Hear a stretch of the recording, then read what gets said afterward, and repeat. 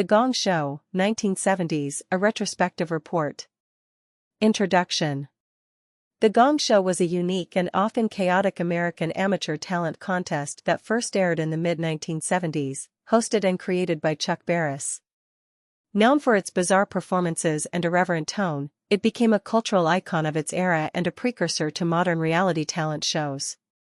The program was originally produced by Chuck Berris Productions and aired on both NBC, daytime, and in syndicated, nighttime, formats.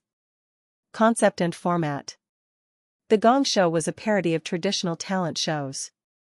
Each episode featured a series of amateur performers who were often offbeat, unpolished, or intentionally outrageous.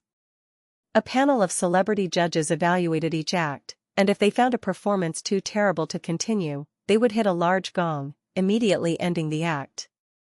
Time limit: acts generally had up to 45 seconds to perform. Judging: if an act wasn't gonged, the judges gave it a score from 0 to 10. Winner. The contestant with the highest score received a modest prize, often around $516.32, a tongue-in-cheek number. Chuck Berris, the host and creator.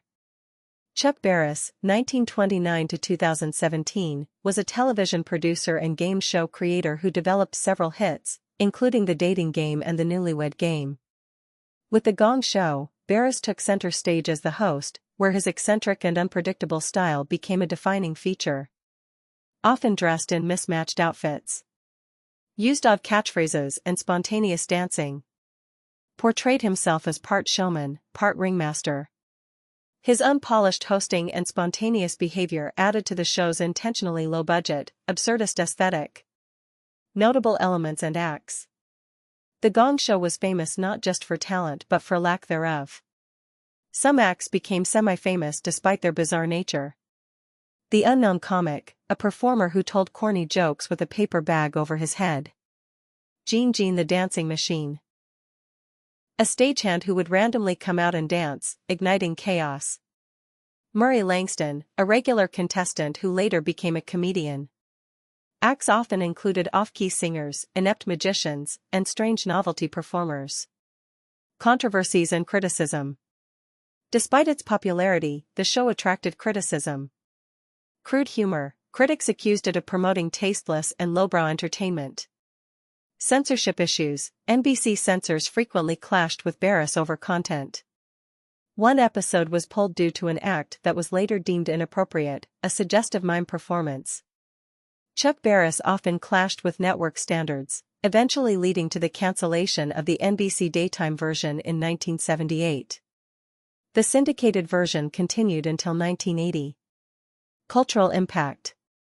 The Gong Show was an early example of reality-based television and served as inspiration for talent shows like America's Got Talent. The idea of bad is good entertainment. The rise of cult TV and ironic viewing. Chuck Berris published a memoir titled Confessions of a Dangerous Mind, where he humorously claimed to be a CIA assassin, a story later fictionalized in a film. Legacy and revivals. The show was revived several times, most notably 1988 in syndication, hosted by Don Bluth. 2000 as Extreme Gong on Game Show Network, GSN. 2017 to 2018 on ABC, hosted by Tommy Maitland, a character played by Mike Myers.